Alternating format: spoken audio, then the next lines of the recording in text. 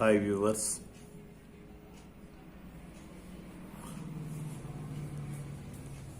మొదటిసారిగా నేను వీడియో ద్వారా మీకు ఒక విషయం తెలియజేసుకోవాలనుకుంటున్నా. 1956 జనవరి 26న ఒక దుర్ఘటన జరిగింది. పాతర్లపాడులో చింతకాని పోలీస్ స్టేషన్ పరిధిలో.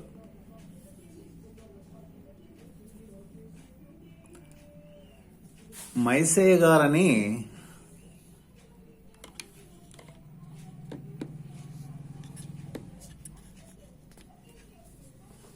కమ్యూనిస్ట్ పార్టీలో చాలా చురుగ్గా పనిచేశారు. సరే, మా నాన్నగారు నాయకత్వం వహించారు. మా నాన్నగారు రాజారావు పాలాది నిజాం పాలనకు వ్యతిరేకంగా పోరాటాలు చేశారు. రజాకార్లు చాలా అరాచకాలు చేశారు. సాయుధ గెరిల్లా పోరాటంలో చురుగ్గా పాల్గొన్నారు.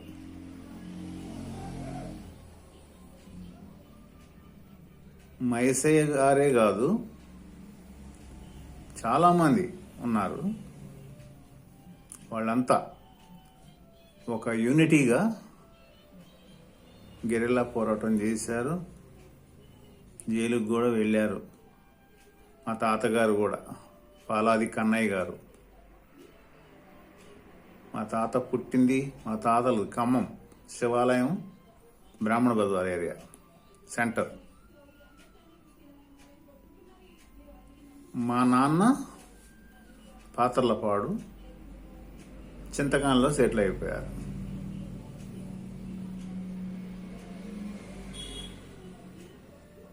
ఎలా అంటే ఆ రోజుల్లో రాజకీయాలు ఎలా ఉండేయంటే ఉద్యమాలు ఎక్కువ ఉండేది, స్థిరంగా ఒక కాడు ఉండకపోయేది. ఉద్యమ బాటలో ప్రచారానికి, కార్యకర్తల్ని సేకరించడానికి, వాళ్ళని చైతన్యపరచడానికి చాలా విధాలుగా వాళ్ళ పోరాటాలు జరిపారు వాళ్ళదైన శైలిలో. సరే, మైసయ్య గారు చేతిలో పట్టుడుగారు ఉంటే మాత్రం ఎవరో అతని మీద అటాక్ చేయరు, అంత సాహసం చేయలేరు, అంత దీశాలి. ఒక 25 మంది అయినా ఆపగలడు. కర్రుంటే ఇలా కర్ర సాధన. అతన్ని ఆ రోజుల్లో ఉన్న అధికార పార్టీ దక్కించుకున్న ప్రభుత్వ వర్గం రాజకీయాలు బాగుండేది పల్లెటూళ్ళల్లో. నడి బజార్లో, పాతర్లపాడు నడి సెంటర్లో పోటు మీద పోటు, అంగుళం దేహం మొత్తం ఛిద్రం చేశారు. ఈ విషయం తెలుసుకున్న మా నాన్నగారు రాజారావు గారు వెంటనే చింతకాని వెళ్ళి పోలీస్ స్టేషన్లో కంప్లైంట్ చేస్తే వెంటనే వచ్చారు. అప్పటికే ఆ మైసయ్య గారిని ఈడ్చుకుంటూ వెళ్ళి పాతర్లపాడు ఊరు బయట తూర్పు దిక్కున ఒక కోపు అందులో పడేసి రాళ్లు కూడా వేశారు. ఆయన కూడా ఊపిరితోటే ఉన్నాడు. పోలీసు వాళ్ళు వచ్చి వివరాలు సేకరించి వాళ్ళు పంచనామా రాసుకునేంత వరకు కూడా ప్రాణాలతో ఉన్నారు. అందరి పేర్లు చెప్పి ప్రాణాలు విడిచిండ్రు,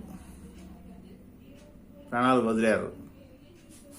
సరే, వాళ్ళు జైలుకు పోయారు. తర్వాత ఎట్లా బయటపడ్డారు. మరణవాంగ్మూలం తీసుకున్నా కూడా వాళ్ళ శిక్ష కొంతకాలం అనుభవించారు. ఈ విషయం ఎందుకు చెప్తున్నా అంటే, నాకు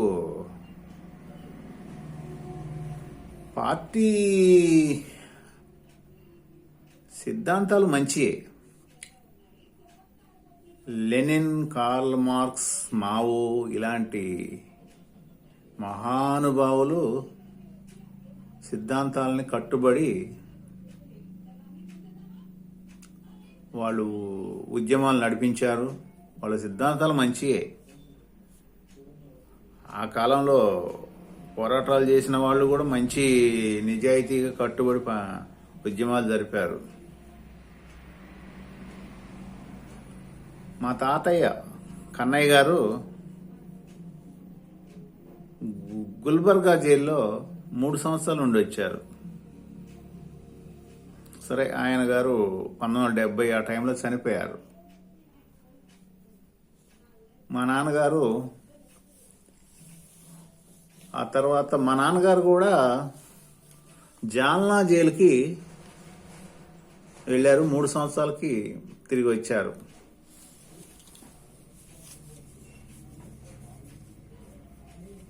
ఇక అక్కడ పాతర్లపాడులో ఉండటం బాగోదని మైసయ్య గారిని ఎప్పుడైతే మర్డర్ చేశారో పాతర్లపాడులో ఉండటం బాగోదులే అని చాలామంది కార్యకర్తలు చింతకాన్లో కూడా కమ్యూనిస్ట్ పార్టీలో ఉద్యమాలు చేసిన వాళ్ళు ఉన్నారు.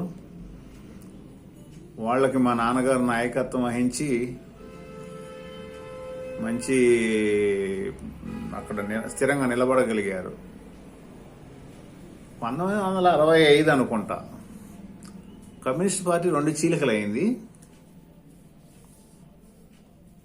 మా నాన్నగారు మాత్రం కంకి కొడవలి సిపిఐ.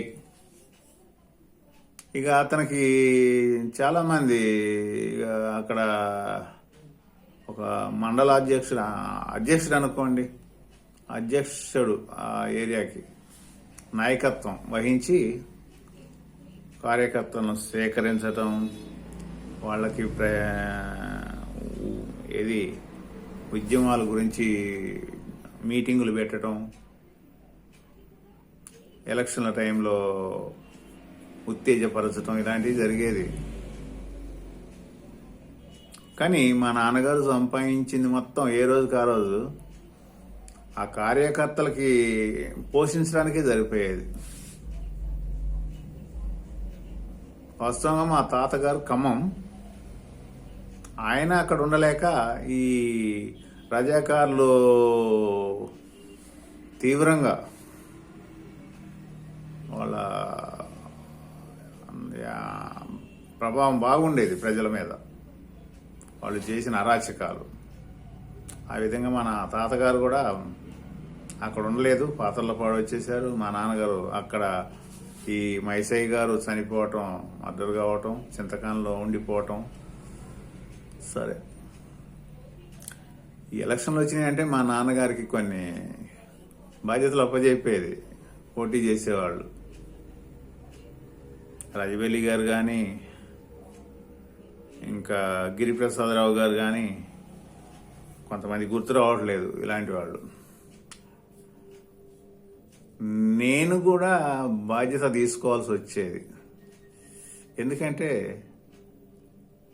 నా యూత్ మొత్తం మంచిగా కలిసిమెలిసి ఉండేది.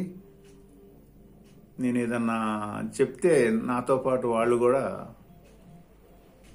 వచ్చేది, తిరిగేది. రాత్రిపూట పెట్రోమాక్స్ లైట్లు పట్టుకొని సెంటర్ల గోడల మీద జాజు మట్టితో రాయటం, జెండాలు కట్టడం ఇలాంటివి చేసేది. నా జేబులో పైసలు ఖర్చు పెట్టి చింతకాని స్టేషన్ దగ్గర రాత్రి 2 ముందే ఆర్డర్ ఇచ్చేది. ఇట్లా ఫలానా టైంకి వస్తాం, మాకు టీ కావాలా, తినడానికి మిక్చరో ఏదో ఒకటి ఉండాలని చెప్తే వాళ్ళు అరేంజ్ చేసేది. ఆ విధంగా 1977లో ఒక జీవో వచ్చింది. అంతకుముందున్న కాంగ్రెస్ గవర్నమెంట్ ఒక జీవో వచ్చింది. ఎవరైతే స్వాతంత్ర సమర యోధులు ఉన్నారో వాళ్ళు ఒక దరఖాస్తు చేసుకోండి పెన్షన్కి అని చెప్తే మా నాన్నగారు అశ్రద్ధ చేశారు. కమ్యూనిస్ట్ పార్టీ ఆఫీసులో అప్లికేషన్ ఫామ్స్ ఉన్నాయి, రోజు వెళ్తారు ఆఫీస్కి. ఒక అప్లికేషన్ రాసిస్తే వాళ్లే చూసుకునేది. అలా కొంతమంది రాసిచ్చారు, వాళ్ళు పెన్షన్ తీసుకున్నారు, కాలగర్భంలో కలిసిపోయారు. మా నాన్నగారు మాత్రం అశ్రద్ధ చేశారు, అది వస్తుందని నమ్మకం లేక. ఇక ఆ తర్వాత 1947లో పుట్టినోళ్ళు కూడా చేతిలో సూట్ కేసులో డబ్బులు పెట్టుకొని తిరిగి పైరవీలు చేసుకున్నారు. నేను కూడా కొంత ఖర్చు పెట్టిన, అప్పటికి కొద్ది గొప్ప నేను సంపాదించే స్టేజ్కి వచ్చిన, ఖర్చు పెట్టిన. కొంత మా పెద్ద చెల్లి, ఆమె కూడా ఖర్చు పెట్టింది, కానీ ఫలితం లేకపోయింది. తీసుకున్నాడు చేతులు ఎత్తేసిండు. అంటే ఆ టైంలో అది మోడీ గారి ప్రభుత్వం వచ్చింది, బీజేపీ గవర్నమెంట్. ఇవన్నీ ఆపేశారు.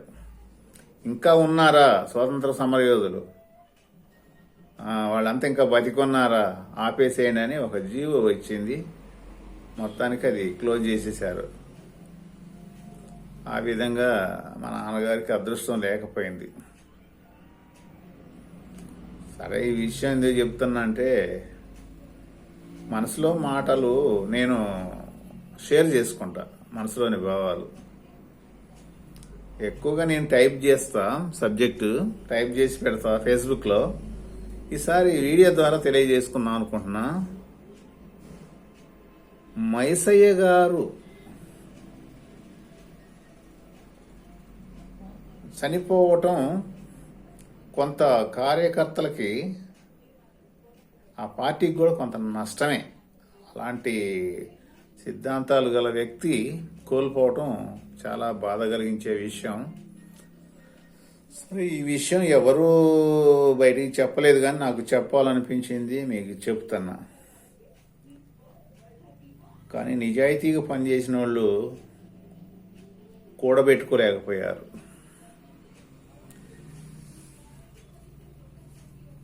కానీ కొంతమంది తెలియగలవాళ్ళు పార్టీ సిద్ధాంతాలను పట్టించుకోకుండా అధికారంలో ఉండి అధికారం చేజిక్కించుకొని బాగానే స్థిరపడి కూడబెట్టుకున్నారు, బలంగా ఉండిపోయారు, ఆస్తులు బాగానే సంపాదించుకున్నారు.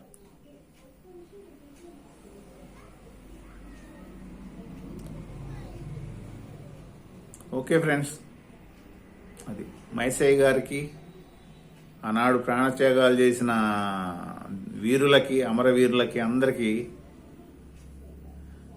జోహార్లు పలుకుతూ, ఒకసారి గుర్తు చేసుకుంటూ జోహార్లు పలుకుతున్నా.